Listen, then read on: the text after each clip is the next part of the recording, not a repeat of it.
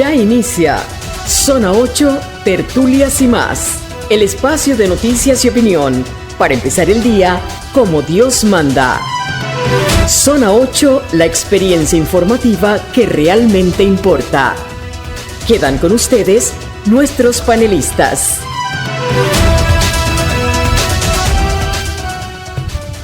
Buenos días Panamá. Saludamos a todos los oyentes que nos sintonizan a través de la frecuencia de Radio Hogar en su programa de hoy, lunes 9 de junio de 2025, Zona 8, Tertulias y más. Iniciamos de inmediato. Les saluda cordialmente su servidor Rubén Polanco en compañía de Pastora Portugal. En los controles, Arsenio Samaniego, con la producción de Patricia Ocando Camino. Si usted que me está escuchando se levantó, pudo ver la luz del día, está vivo, dele gracias a Dios, porque al igual que a todos nosotros nos da la oportunidad de seguir en este camino de la vida y tratar de mejorar por un mejor Panamá. Vamos a iniciar con la siguiente frase de Mark Twain: los dos días más importantes de tu vida son el día en que naces y el día en el que descubres por qué. Vamos a orar.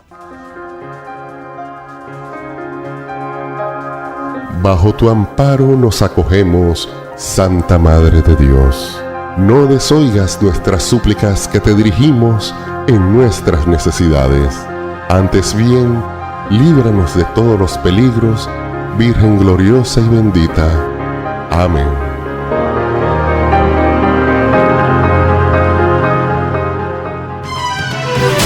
Ya volvemos a Zona 8, Tertulias y más.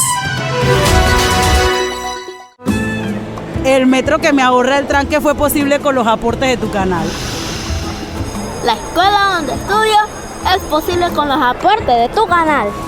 El hospital donde nació mi bebé. El agua que riega mi cosecha. El 120 a los 65 que me ayuda. Nuestro canal, en manos panameñas, ha aportado los fondos para más de 1.172 proyectos que mejoran la vida de todos. Esos aportes son hechos. Hechos del canal. Canal de Panamá. Siga con nosotros en más de Zona 8, Tertulias y más.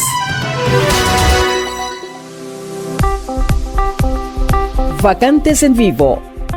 Entérate donde ofrecen empleo para personas con tus talentos.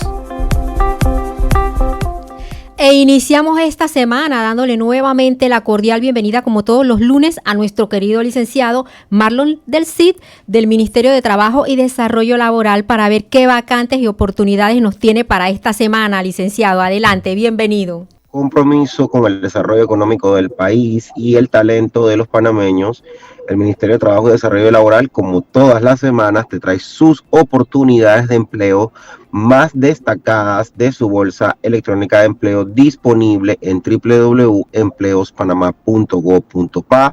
Iniciamos con un técnico controlador de plagas en la provincia de Panamá Oeste, y esta persona debe contar con estudios secundarios, licencia de conducir tipo D y carnet de salud blanco vigente. Continuamos con un vendedor para la provincia de Panamá Oeste con experiencia en ventas, buena actitud para atención al cliente y conocimientos en sistemas CRM.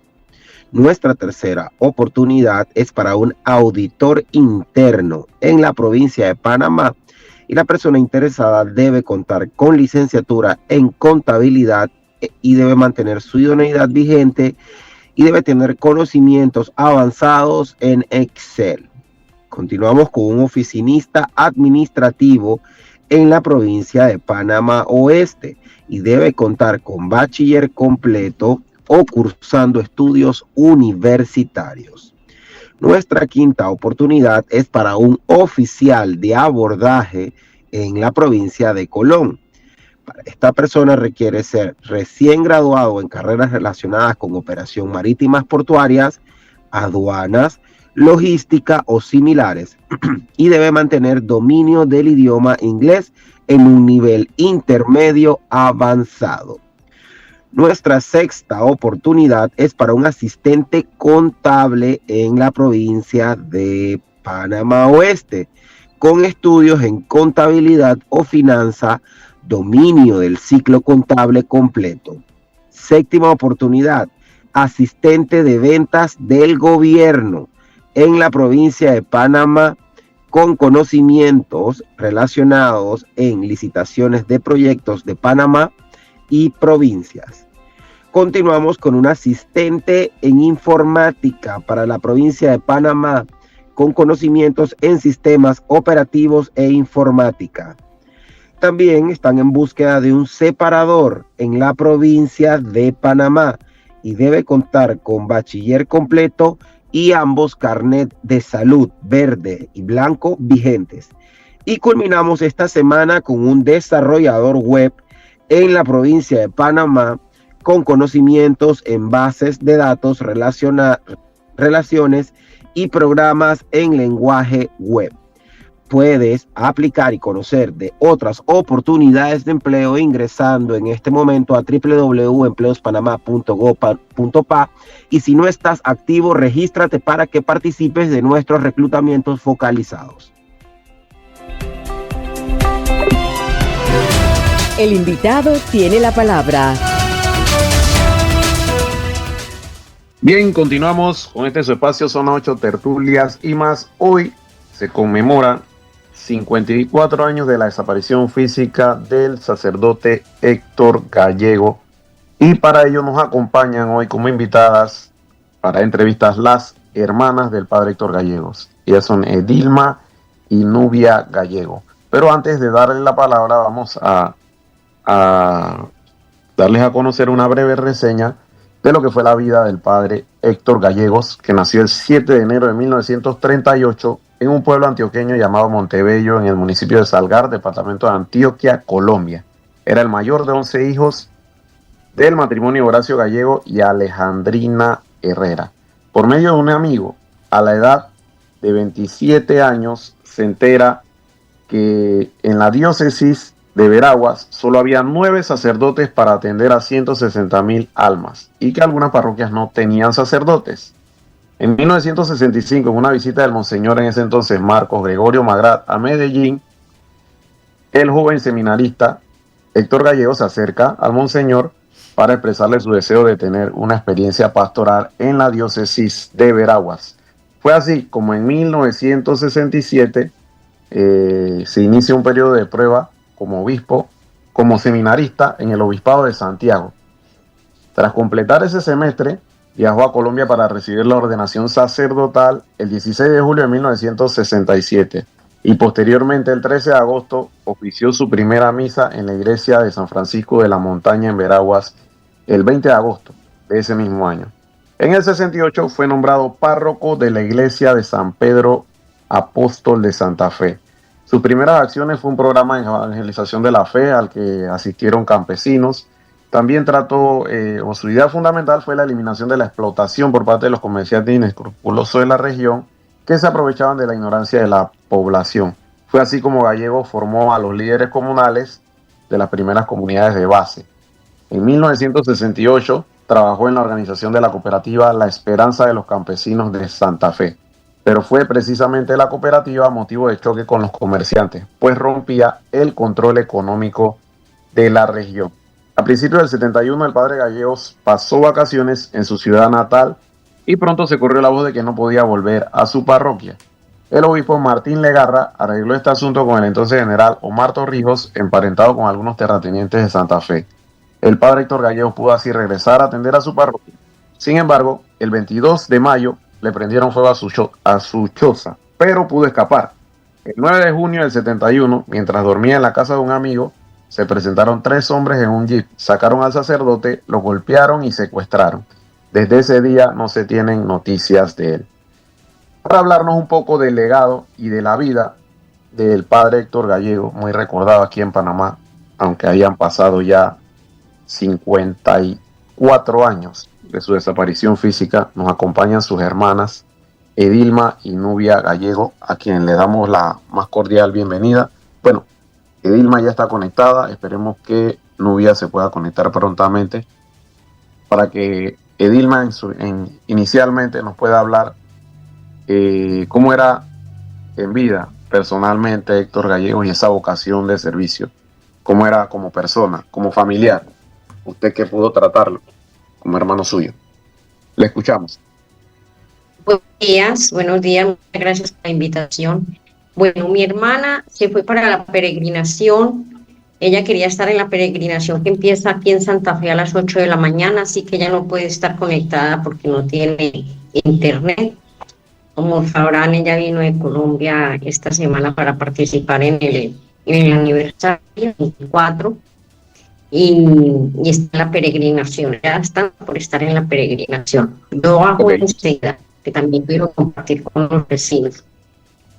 Como persona, era tan maravilloso como usted ver ahora que no lo han podido olvidar. O sea, esto dejaba huellas en todo lo que una persona muy espiritual, muy alegre, muy entusiasta.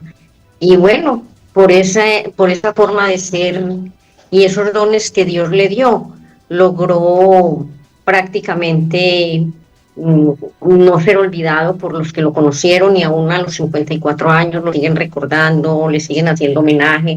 Sí, y eso para mí es gratificante. Decía que Héctor, pues su forma de ser logró prácticamente inmortalizarse, y que a pesar de tantos años, quienes lo conocieron no lo han podido olvidar, y quienes lo conocieron siguen haciéndolo conocer de las nuevas generaciones. Para mí es muy gratificante saber que se perpetúa en la historia y que es un ejemplo de vida para los jóvenes y para las nuevas generaciones, de saber que tenemos que ayudar a nuestro prójimo, que no debemos de ser indiferentes a las necesidades que tienen la gente más necesitada, porque eso es lo que Dios nos manda. Dios nos manda a amar a Dios sobre todas las cosas y al prójimo como a ti mismo. Así que Héctor cumplió ese mandamiento perfectamente, y me alegra mucho saber que Radio Hogar, que aún lo recuerdan. Licenciada Dilma, de la reseña que pude leer, sabemos de todo el trabajo que hizo, sobre todo con los campesinos, en organizarlos en cooperativas y de tratar de impulsarlos a nivel de su vida para mejorar su diario vivir. Esa relación con las personas era lo que lo hacía distinto. Pero ¿recuerda usted alguna anécdota que ejemplifique ese impacto que tuvo en la gente? Pues, eran muchos. Yo del recuerdo que mi papá tenía una finca cafetera, y tenía varios en las afueras de la recolección, y buenas frazadas, y que estuvieran bien como todos nosotros. O sea, que no había distinciones, trabajadores que iban a recoger el café y los hermanos que están en la casa. Él quería que todo el mundo estuviera bien.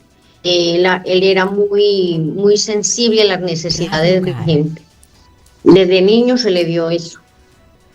Ok, pastora va a preguntar, me indica la producción. Sí, adelante, pastora. Adelante, pastora. Buenos días, señora Edilma. Muchas gracias nuevamente por estar con nosotros.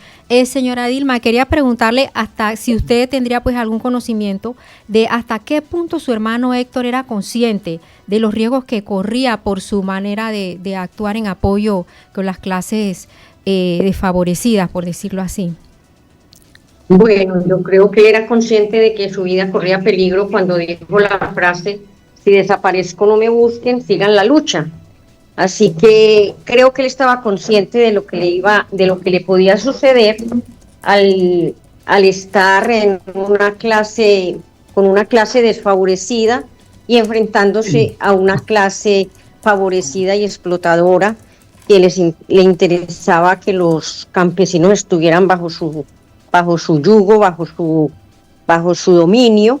Y Héctor les enseñó a emanciparse, a que ellos también podían, porque ellos eran hijos de Dios, y como hijos de Dios ellos tenían derecho a vivir dignamente.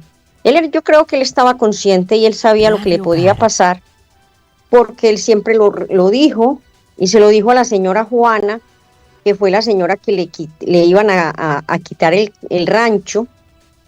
El director de la CAN de aquel entonces le iba a tumbar su rancho y los campesinos se unieron para cercarle el ranchito a la señora Juana y que no la fueran a desalojar. Él se lo dijo a la señora Juana que él iba a ser como atrapado como ratón en coco y le iban a dar por la cabeza. Él se lo dijo a ella y así como se lo dijo fue lo que sucedió. Inclusive la señora Juana dice que ella estaba embarazada de su hijo y él le dijo que ya posiblemente, le dijo, padre, usted me va a bautizar mi hijo, y le dijo, no, ya no alcanzaría a bautizarlo, pero te lo voy a bautizar aquí en el vientre, y dice que le tocó el estómago, le tocó su vientre y bendijo a su niño. Esa anécdota me la contaba la señora Juana, que ya está muy ancianita, ya no ve, ya está bien ancianita, bien entrada en años. Entonces Héctor sí era consciente de lo que le podía pasar. Por eso se cuidaba, él siempre estaba, hoy dormía en una casa, mañana dormía en otra, y él ¿Ya había recibido amenazas él? Sí, ya le habían quemado su rancho, o sea, le habían quemado el rancho, y tenía amenazas, él lo dijo, el señor fulano de tal, el señor Esaú Ruiz dice que a mí me tienen que matar. O sea que él ya había recibido varias amenazas. ¿Y qué recuerda de los días previos a su desaparición? ¿Recuerda algo que nos pueda compartir? Bueno, él estuvo con nosotros en enero de 1971. Él estuvo un mes con nosotros allá en Colombia, en el pueblo. No recuerdo muchas cosas de él porque él siempre le gustaba estar involucrado en los trabajos fuertes y se iba con mi papá desde el lunes y regresaba el viernes, o sea que participaba con nosotros en los fines de semana, y recuerdo que le gustaba mucho tener recuerdos, tomar fotos, y era muy alegre, muy alegre, era una persona extremadamente alegre y muy juguetón, muy cariñoso. Recuerdo de él esas anécdotas, y cuando salió de la casa lo vi muy triste. Mi mamá no fue capaz de despedirlo en el momento que salió para irse para la terminal, para irse para Medellín y después coger el avión de Copa. Iba muy triste. Mi mamá se quedó llorando y él salió triste porque a mi hermano, uno de mis hermanos tuvo la ocurrencia de poner una canción de los Bucles que decía, madre, prepara mis cosas porque tengo que partir. Y esa canción marcó a mi mamá. Esa canción toda la vida nos marcó porque fue la última vez que lo vimos con vida, cuando se fue. Licenciada Dilma, ¿cuántos familiares le sobreviven a Héctor? Y usted, entiendo, usted está viviendo acá en Panamá. Sí, yo llevo 26 años. Yo vine después de que dijeron que habían aparecido los restos de él en Tocumen. Vine bueno, pensaba que me hacían ADN y yo me llevaba los restos de Héctor para Colombia, cumplir los últimos deseos de mi mamá, que era que si él aparecía algún día le pusieran sus restos en su tumba. Y yo pensaba que esa era mi misión, pero al llegar aquí pues las cosas cambiaron y me quedé pidiendo la Comisión de la Verdad, que se formó la Comisión de la Verdad en aquel entonces, en el 2000. Y me quedé y luego traje a mis hijos y estoy aquí con mis hijos. Ya tengo una generación de sobrinos de Héctor, 5 nietos tengo en este momento, y llevo todo este tiempo acá en Panamá. Llevo 26 años en la lucha y aún sigo en la lucha. Todavía estoy parada, firme, luchando por la verdad, por la justicia y por saber la verdad. Héctor, ¿dónde estás? Usted, además de usted y su hermana, ¿cuántos familiares? Bueno, nosotros éramos 11 hermanos, pero ya han fallecido 4, así que ya quedamos 7. 7, ok. ¿Y aproximadamente cuántos años era que tenía usted y su hermana cuando Héctor desapareció? Bueno, en ese tiempo yo contaba con 11 años. Y mi hermana tenía 15 años. Mi hermana Nubia tenía 15 años y yo tenía 11 años, cuando en 1971, cuando él desaparece. Ahora, licenciada, recientemente se ha dado a conocer acá en Panamá el arresto, bueno, y detención de una persona que cumple en la cárcel por la desaparición de Héctor Gallego. ¿Usted qué posiciones tiene al respecto, dado que todavía los restos de Héctor no aparecen? Bueno, cuando yo vine aquí a Panamá, lo primero que yo hice fue, no porque yo lo quise, sino porque Dios me llevó, me dio la oportunidad de ir a hablar con Madriñán y con Walker, y ellos me dijeron, siempre me dijeron que Magallón sí sabía la verdad, porque Magallón sí había estado en el operativo de la captura de Héctor, y que él sabía todo, que no lo capturaban y lo protegían para no capturarlo, era porque él siempre había amenazado de que si a él lo tomaban preso, inclusive eso hay una entrevista que le hizo al periodista Blas Julio, que si a él lo capturaban, él iba a decir toda la verdad. Entonces yo, cuando se formó la Comisión de la Verdad, fue lo primero que le pedí al licenciado Alberto Almanza, quien hizo caso omiso. Inclusive le llevé una carta para que se la hiciera llegar al Ministerio de Gobierno y Justicia, porque ya a mí me habían dado la dirección donde vivía el señor Magallón, y que trabajaba, y que en ese momento él transportaba madera del Darién. Me dijeron dónde cobraba su seguro, en Arraiján, y bueno, la Comisión de la Verdad no hizo nada. Cuando se reabrió el caso ahora en diciembre, yo tuve una entrevista con la fiscal, Tania, y eso se lo hice yo saber, que si queríamos saber la verdad había que tenían que capturar a Magallón, para que Magallón dijera la verdad de lo que decía que él iba a decir la verdad. Pero bueno, este señor está recio, no quiere decir la verdad. La fiscal nos dijo a mí, yo le dije, no puedo hablar por mí sola, porque esto se llevó ante la Comisión Interamericana, en vista de que no hemos tenido respuesta y que se ha manejado este tema con tanta irresponsabilidad con tanta falta de seriedad en el Ministerio Público, con el fiscal Carlos Augusto Herrera, con el procurador Sosa. Es que fue todo ese proceso fue un proceso tan negativo y con tanta falta de responsabilidad y de seriedad y de respeto hacia un ser humano que hizo tanto por Panamá, y ellos hicieron, o sea, imagínense que el ADN no lo hizo ni siquiera el Ministerio Público para decir, este es el señor fulano de tal. Eso lo hicieron en una oficina particular, en una empresa privada. Eso fue terrible, o sea, fue una forma irregular como todo se manejó. Entonces tuvimos que llevar este caso ante la Corte, a la Comisión Interamericana, y estamos, Panamá está haciendo cumplimiento de lo que exige la Comisión Interamericana, entre comillas, porque tampoco lo está haciendo como con el respeto que se debe de hacer. Es más, yo me entero de todo aquí por la licenciada, por la fiscal y por los medios de comunicación, pero las abogadas siempre se quejan de que a ellas no les avisan nada, y ya esto está en manos de unas abogadas, de unas doctoras en Derecho Humano, que mi familia, en vista de que yo no tuve respuesta, pues ellos decidieron conseguir esa forma de elevar la petición ante la Corte, ante la Comisión Interamericana, y posiblemente tengamos que llegar ante la Corte. Si esto sigue así, tendremos que seguir para la Corte, porque no hay una respuesta concisa, solamente que se está haciendo la investigación, y hemos pedido que el señor Magallón que diga la verdad, y nosotros pediremos clemencia para que le den la casa por cárcel, pero le damos esa como le digo yo, esa posibilidad a él, si él también tiene clemencia de nosotros y nos dice la verdad que él sí sabe, aunque él diga que él no sabe, él sí la sabe.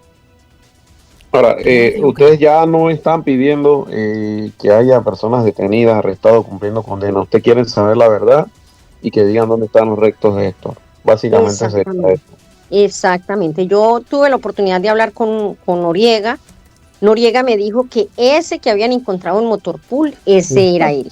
Así me lo dijo, ese era, estaba después de la cerca. Le digo yo, pero ¿y entonces por qué resulta que ahora no es? Y dice, bueno, eso sí no lo sé.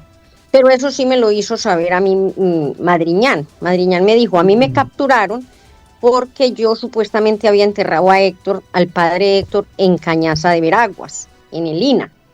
Y si el padre aparece en Motorpool, ¿qué estoy haciendo yo aquí?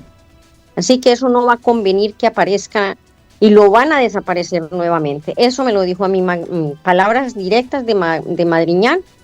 A ellos no les conviene que Héctor aparezca en Tocumen, como se les había hecho saber en una carta a Monseñor Dimas Cedeño, que él estaba enterrado por el área de Motorpool. Pero no lo hicieron antes y nos capturaron y nos condenaron. Y si Héctor aparece en Cañaza de Veraguas y no aparece en Cañaza de Veraguas, sino que aparece en Motorpool, mis abogados están listos para demandar a ese fiscal. Así que lo más seguro es que los restos los vuelven a desaparecer. Y eso es lo que estamos luchando. Es difícil saber la verdad. Solamente Dios puede sacar a la luz la verdad, porque he vivido bajo esa promesa. Que nada hay oculto en la tierra que no lo sepa Dios y que no saque Dios a la luz. Esa es la única esperanza que yo tengo. Un milagro de Dios para que este señor Magallón, que sí sabe la verdad, la diga. Porque Edilberto del Cid, que también fue implicado, ya murió. Ya él murió. El único que nos queda es Magallón. Bien, vamos a hacer una breve pausa y de vuelta venimos con la intervención de don Eduardo Soto y seguimos con más de la entrevista a la licenciada Edilma Gallego, la hermana del sacerdote Héctor Gallego, desaparecido hace 54 años. Pausa y volvemos. Ya volvemos a Zona 8, Tertulias y más. ¿Tienes alguna intención especial por la salud de tus seres queridos, por su bienestar espiritual o corporal? ¿Te gustaría pedir por el eterno descanso de algún familiar fallecido? Este es el momento de elevar tu voz al Señor. Inscribe tus intenciones hoy mismo en el Rosario en Familia y juntos rezaremos por la salud y la paz de los tuyos y la resurrección de aquellos que ya partieron. Llama a nuestras oficinas al 270-0141 o escríbenos al WhatsApp al 6428-8597. La familia que reza unida permanece unida. El Rosario en Familia. Siga con nosotros en más de Zona 8, Tertulias y más.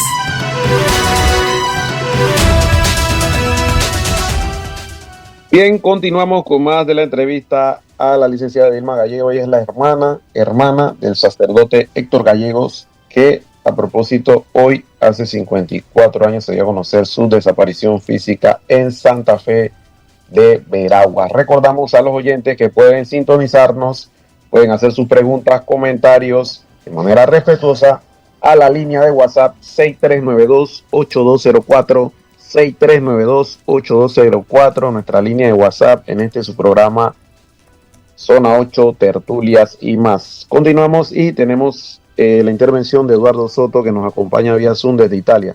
Adelante, Eduardo. Saludos, Rubén, saludos a Pastora Portugal, a Patricia Ocando Camino, a nuestro querido Arsenio Samaniego, también ahí en los controles. Me acompaña José Santos González, él es un dirigente del Cursillo de Cristiandad, que en los años 70 conoció y trabajó en el área cooperativa con el padre Gallego. Para que sepan quién me está acompañando, a los que están pudiendo vernos por el streaming. Con él vamos a conversar posteriormente sobre la figura y el trabajo del padre Gallego en esa área del cooperativismo y también su labor como sacerdote de la Iglesia Católica. Pero tiene una pregunta para Edilma que no me ha quedado claro, es saber si usted tiene un acusador particular en este caso que ha sido reabierto ahí en Santiago de Veraguas y si le ha seguido la pista a lo que está ocurriendo una vez que el exmilitar Magallón ha sido arrestado. Si tiene algo que decirnos al respecto. Adelante. Sí, yo estoy en constante comunicación con la fiscal Tania. Ella siempre me está informando y he estado en las audiencias que se le están haciendo al señor Magallón. Hoy precisamente hay una audiencia, creo que a las 11 de la mañana. No sé si podré ir porque voy a estar en la Eucaristía. No podré, yo creo que no voy a poder asistir porque voy a estar en la Eucaristía acompañando a mi hermana y a mis nietos que están viajando de Chitré para participar en la Eucaristía. Y bueno, ya estamos en espera de seguir las excavaciones en Divisa. Hoy precisamente mañana vamos a ir a Divisa a mirar las excavaciones, a ver dónde es que el testigo dice que Héctor está enterrado. Y ahí sigo en la lucha, una lucha de 26 años, ya voy a cumplir, pero sin desfallecer mi fe porque sé en quién he puesto mi confianza. Mi confianza está puesta en el Señor Jesucristo, que siempre me ha prometido que Él va a sacar a la luz la verdad. Y la esperanza es que Magallón hable y diga la verdad que Él la sabe. Él dice que Él no la sabe, pero Él sí la sabe. Él lo que le dijo al defensor de él es que la versión que Noriega me dijo está muy cercana a la verdad. Perdón, habla de Divisa.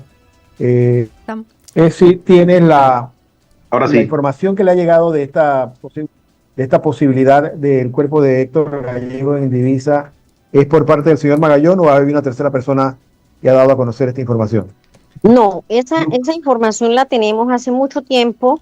Hay una persona un señor que ya está también entrado en años y él me dice, yo soy la última oportunidad de usted conocer la verdad. Yo no descarto ninguna información. Inclusive yo, cuando se inició la Comisión de la Verdad, después de la Comisión de la Verdad, había una hipótesis de que a Héctor lo habían arrojado al pozo brocal de San Francisco, de la casa de aquel señor, del director de la CAN. Y que lo habían arrojado ahí. Y mi hijo bajó al pozo, que era de 12 pies de profundidad. Él personalmente bajó, sacamos el agua del pozo, lo secamos y mi hijo bajó y nos dimos cuenta que allí no estaba. Eso fue descartado. Entonces se decía que para buscar por toda el área de esa casa se buscó con un radar, con un detector donde habían alteraciones de tierra, y sí habían muchas alteraciones de tierra, pero era medicina para el dolor, mucho antibiótico y mucho analgésico. Habían enterrado varias botellas y varias cosas de analgésicos y de medicina. Porque este señor sufrió una enfermedad grave y bueno, murió poquito después de la muerte de Héctor. Entonces también tenemos que descartar lo que siempre se ha dicho, que en el INA fue enterrado Héctor y que lo vieron unos estudiantes que estudiaban en el INA y que ellos se habían levantado a medianoche a golosear algo en la cocina y en ese momento vieron cuando trajeron una persona, la tiraron al piso y que dijeron quítele el crucifijo. Y bueno, después vieron cuando se lo llevaron por un camino y una retraso. Después, ¿me escucha? Sí, adelante. Entonces dice que se fueron con el carro, llevaron el cuerpo, lo sacaron de brazos y pies. Primero lo entraron a una oficina y dijeron quítele el crucifijo y lo llevaron lo sacaron al rato de la oficina y lo llevaron por un camino. Dice que por donde estaban unos cultivos de cítrico, y allí resultó que una retroexcavadora detrás y hicieron un hueco. La persona visualizó lo que estaba sucediendo y señaló ese sitio y siempre me ha dicho. Licenciada Dilma, ¿qué sigue para ustedes? Ustedes están ya haciendo gestiones o ya las han hecho ante la Comisión Interamericana de Derechos Humanos. Es la última alternativa que tienen básicamente para exigir justicia. Con sus palabras, acá en Panamá pues la justicia le ha sido esquiva en conocer la verdad. Así mismo. Bueno, ya seguimos a la corte. Si la comisión, si no, ya, o sea, esto está hace 7 años que se presentó ante la comisión. Hace 7 años se presentó ante la Comisión Interamericana el caso y fue, o sea, no lo aceptaron y ya estamos en el proceso de que Panamá tiene que responder a la Comisión Interamericana. Si Panamá no cumple los requisitos de la Comisión y las exigencias de la Comisión, tendremos que seguir a la Corte. Esperamos que no sea así, esperamos que no tengamos que seguir este suplicio para poder tener la justicia que hemos deseado tener toda la familia. Ahora, ustedes, de todas estas hipótesis que ustedes han planteado, tanto de que estaba en divisa, como que estuvo en el motorpool, como que los restos fueron enterrados en el INA, de acuerdo a las versiones, todas estas versiones, también mencionó la de un pozo, todas estas versiones las han ido descartando. Todas estas posiciones o estos planteamientos también los ha llevado a la comisión. Sí, todo eso está, bueno, en este momento las abogadas de Colombia dicen que no están respondiendo a lo que se está lo que la comisión está pidiendo, pero están haciendo, o sea, ellos tienen que responder, me parece que es para el 24 de junio, tienen que tener una respuesta en cuanto a lo que se ha hecho a nivel de justicia, y bueno, la comisión exige buscar la verdad y conocerlos y castigar a los culpables y encontrar los restos de Héctor, pero de una manera científica, con abogado, con peritos internacionales, porque ya no tenemos confianza en los peritos nacionales, porque esto, como le digo, se ha tratado con de una manera muy respetuosa, con decirle que los resultados de ADN que fueron los que le entregaron a la señora Patria Portugal como Eliodoro Portugal, esos resultados no salieron del Ministerio Público, eso salió de una empresa privada. En una oficina de una empresa privada se hicieron esos análisis, eso no era algo oficial. O sea, de verdad que esto ha sido una manera muy poco seria como se ha llevado este caso, y eso nos ha traído muchos problemas, porque ha habido también mucho oportunismo politiquero, que no puedo decir política, pero sí politiquero, de personas que se acercaron a nosotros diciendo que querían conocer la verdad, porque Héctor marcó sus vidas, pero bueno, a la final nos dimos cuenta que fueron actitudes políticas. Pero como nosotros mi hermana y yo no conocíamos nada, no sabíamos quién era político, quién no era, estábamos a ciegas, pues nos confiamos y se burlaron de nuestra buena fe. Ok. Bien, agradecemos la participación de la licenciada Edilma Gallego. Ella es la hermana del sacerdote Héctor Gallego, desaparecido hace 54 años en las montañas de Santa Fe de Veraguas durante la época de la dictadura militar. Agradecemos su participación, que nos pudo hacer una breve reseña. Una breve reseña gracias a ustedes y de la desaparición del sacerdote. Ajá. Bueno, gracias a ustedes por dejarme participar y decirle lo que he vivido en estos 26 años. Saludos al licenciado José González y a todos. Ok. Agradecemos la participación de la licenciada Gallego. Esta es su casa, tiene las puertas abiertas cuando así lo desee. Vamos a ir a una pausa en su programa Zona 8, Tertulias y más, y volvemos para continuar con más del programa. Ya volvemos a Zona 8, Tertulias y más. Celebrando su 50 aniversario, la campaña arquidiocesana estará en las calles del 15 al 17 de agosto. Jóvenes voluntarios estarán debidamente identificados. Tu contribución permitirá impulsar las obras de evangelización y el sostenimiento de nuestros sacerdotes, religiosas y misioneros. Llena la alcancía de amor y comparte esta bendición para seguir la obra evangelizadora. 50 años comprometidos por el bien común. Cristiano, la iglesia eres tú. Siga con nosotros en más de Zona 8, Tertulias y más.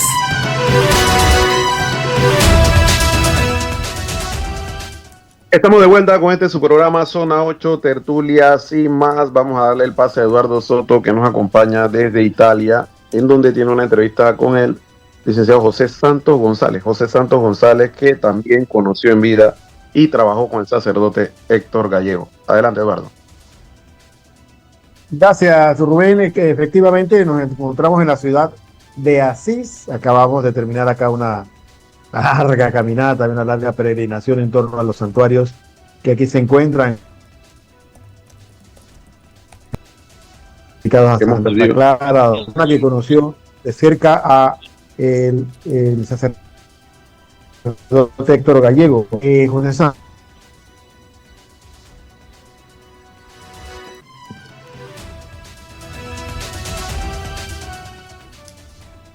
Bien, tenemos algunos inconvenientes con el audio, la comunicación. Bien, hemos perdido la comunicación con Eduardo Soto. Vamos a ver si podemos retomarla. Hay problemas con la señal por allá, desde Asís, Italia, donde participa en una misión oficial nuestro querido Eduardo Soto. Bien, vamos a continuar con más información, pastora, mientras retomamos la comunicación con Eduardo Soto. Vamos a continuar con los titulares. Más información. En Colombia, el senador colombiano Miguel Uribe Turbay, uno de los aspirantes presidenciales del partido uribista Centro Democrático, fue herido de gravedad este sábado en un atentado durante un acto de campaña en Bogotá. El atentado fue perpetrado en el barrio Modelia, situado en el occidente de Bogotá, y el senador de 39 años fue inmediatamente trasladado de urgencia a una clínica. Minutos después, las autoridades colombianas detuvieron a la persona que presuntamente disparó contra el senador. Veamos el reporte con la empresa alemana de nuestros colegas de Deutsche Welle.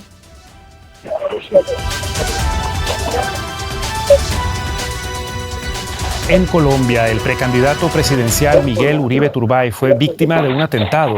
El senador del partido uribista Centro Democrático recibió varios disparos este sábado durante un acto de campaña en Bogotá, según informaron medios locales.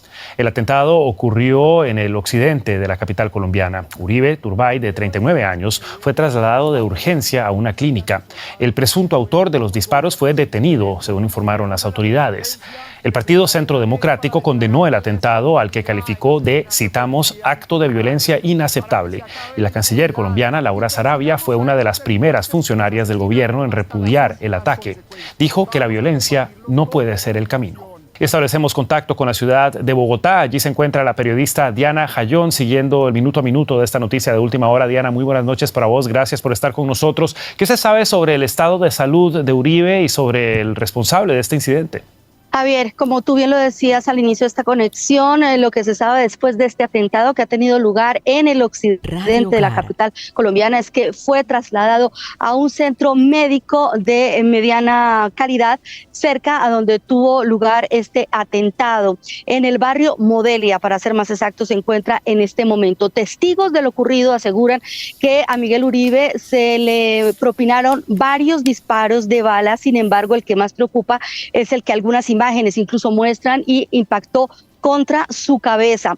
Algunos de sus más cercanos colaboradores fueron quienes se ocuparon de llevarlo hasta el centro médico, donde ya se encuentra también su esposa, su señor padre. Se espera la llegada de su hermana y por supuesto varios de sus colaboradores. También un hombre que al parecer sería una de las personas que disparó contra el precandidato ha sido detenido y se encuentra en el centro de atención inmediata de acá, de la localidad de Modelia. Allí también se ha logrado saber que este hombre estaba vistiendo como si fuera un habitante de calle, es decir, como si no hiciera parte de las personas que estaban acudiendo justamente a esta reunión política que hoy tenía como objetivo pues llevar las ideas del precandidato hacia algunos de los partidarios que se encontraban en el occidente de la ciudad.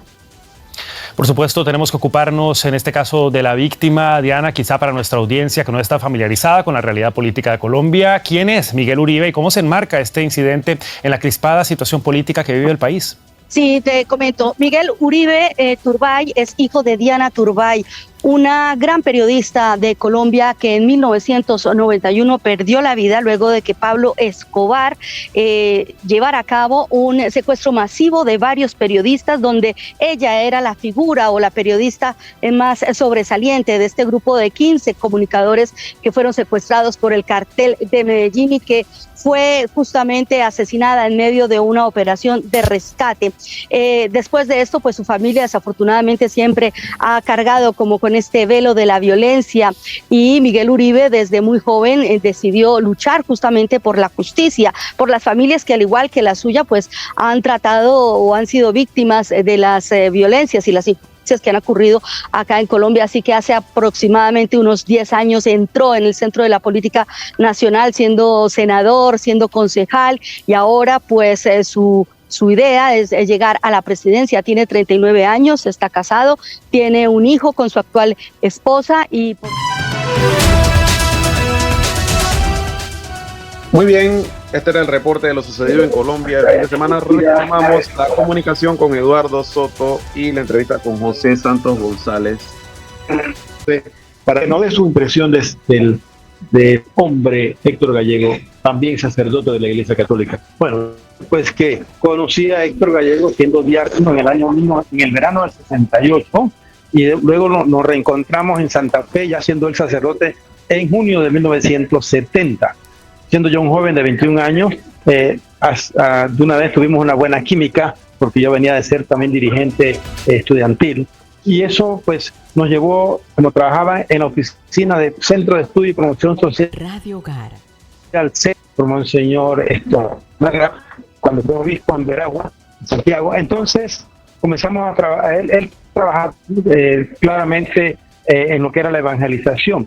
Pero debo decirte que mucha gente confunde al padre Héctor Gallego con un trabajador social, con un promotor o con alguien que era de alguna filosofía extraña. Y Héctor Gallego ante todo fue un sacerdote altamente convencido de su fe cristiana católica, y que hay que entenderlo de que ocurrió en la iglesia en el año 1961, específicamente el 25 de diciembre, el Papa San Juan III convoca Concilio Vaticano II, y luego en el año 68 se celebra la segunda conferencia latinoamericana episcopal de la América Latina, pues latinoamericana, y él era seminarista en ese momento. Los que vivieron ese momento saben que la iglesia optó por los pobres, el compromiso real y efectivo de los pueblos atender el evangelio. Por eso la famosa frase del padre Héctor Gallego, que decía que cuando la realidad entra en contradicción con el evangelio, con la palabra de Dios, nace el compromiso, ¿verdad?, evangélico de luchar por esa transformación. Entonces es lo que llevó al campesinado a tomar conciencia que eran hijos de Dios, y si son hijos de Dios no eran menos que nadie, ni más que nadie. Pero eso no agradó. Hay que entenderlo también en el contexto histórico. En los años 70 Santa Fe era algo casi feudal, la población de Santa Fe, y los gamonales no podían entender que un cholo, como decían ellos, pudiera ser igual a ellos ante la dignidad, ante Dios, en la misma dignidad. Entonces la función de Héctor fue en el campesinado comenzar a empoderarse, como decimos hoy, y a tomar algunas decisiones. Una, optar por su fe cristiana, conociendo más el evangelio. Por eso surgió el movimiento muy fuerte de los delegados de la palabra, que se celebraba en cada una de las comunidades de Santa Fe. Y segundo, la misa mensual, donde también se llamaba misa de comunidades, que yo asistía a muchas de ellas, y también, lógicamente, se encontraron canales de cómo poder ellos liberar un poco de los patrones tradicionales que los explotaban, con el café y con las tiendas y demás, y ahí surge la idea de la cooperativa. La cooperativa, la Esperanza de los Campesinos, surge producto de un trabajo de evangelización. O sea que primero fue la evangelización, ¿verdad?, y después otras manifestaciones de trabajo concreto para empoderar campesinos. Una pregunta, José.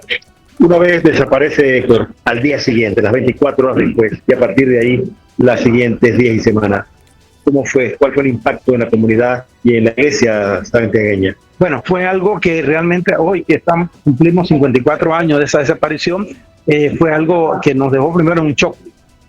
Segundo, fue una actitud de buscarlo físicamente. Ya él lo había dicho: si desaparezco, no me busquen, sigan el trabajo. Sigan el trabajo de la evangelización. Sin embargo, pues trabajamos. El turno no tenía respuesta o prestar por los militares que encabezaban ese momento. Entonces, por eso, dado lo que después que fue comprendiendo y asimilando que Héctor no aparecía, se comenzó a concentrar en el trabajo concreto que seguía Héctor. Esto creó también más problemas porque definitivamente pensaban que, como decimos el dicho muy popular, muerto el perro se acaba la rabia, pero al contrario, definitivamente desapareció Héctor y lo que hizo fue que la lucha se mantiene. Y como tú acabas de mostrarnos, Nene, Santa Fe hoy a 54 años sigue mostrando esa empatía y esa comprensión sobre el trabajo de Héctor Gallego. Como bien lo ha dicho José Santos González, en este momento ha salido una caminata llena de campesinos que va hacia la parroquia de San Pedro, allá en donde se misa a las 10 de la mañana de hoy, presidida por Monseñor José Domingo Ulloa Mendieta, que ya está en el área. Esto ha sido todo de momento desde acá de la ciudad, con el amigo y dirigente cursillista José Santos González, a quien le damos las gracias por su tiempo en este momento. Pasamos al estudio para el cierre del programa. Adelante, Rubén y Pastora. Gracias, Eduardo, y al señor José Santos González por su participación y hablarnos un poco de lo que fue en vida el sacerdote Héctor Gallegos, a propósito de que hoy se cumple el 54 aniversario de su desaparición física. Pastora, ¿tenemos algo más? Bueno, Rubén, el Sindicato de Industriales de Panamá indicó que los retrasos en el transporte de materia prima, el aumento en los costos logísticos y las interrupciones a las operaciones están empezando a generar pérdidas económicas al sector. Y que este domingo empezaron a llegar a Panamá las primeras delegaciones de los 24 países que estarán participando en el Campeonato Panamericano de Gimnasia. Bueno, de esta manera hemos llegado a la parte final del programa Zona 8, Tertulias y más. Recuerden que al mediodía Radio Hogar informa con todo lo que hace noticia a nivel nacional e internacional. De igual forma, después de este programa, continuamos con Ríos de Agua Viva y el padre Víctor Atencio, capellán del hospital Dr. Luis Fábrega de la diócesis de Santiago, que ya se encuentra listo. Y también en horas de la tarde tenemos Clave Latinoamericana. Arsenio, ¿qué tenemos hoy? Música colombiana con los hermanos Tejada. Oh, qué bien. ¡Ajo! ¡Qué bueno, los vecinos! Nuestros colegas colombianos. Bien. De esta manera hemos llegado a la parte final del programa Zona 8, Tertulias y más. Agradecemos la participación de la licenciada Dilma Gallego, la hermana del sacerdote Héctor Gallego, que hoy nos habló de quien en vida fue su hermano, y hoy se cumplen 54 años, reiteramos, de su desaparición física. Así es que la tuvimos hoy por acá. Si usted se perdió la entrevista, puede seguirla a través de nuestro canal de YouTube y en nuestras redes sociales de Radio Hogar. Así que esto ha sido todo por hoy. Agradecemos.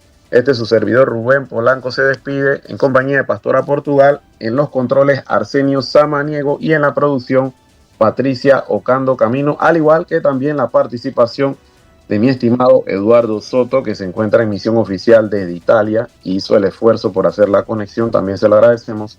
Así que nos vemos mañana a la misma hora, 8 de la mañana, en Zona 8, Tertulias y más. Saludos y bendiciones a todo Panamá. Hasta aquí, Zona 8, Tertulias y más. El espacio de noticias y opinión para empezar el día como Dios manda. Les esperamos en la próxima edición de Zona 8, Tertulias y más.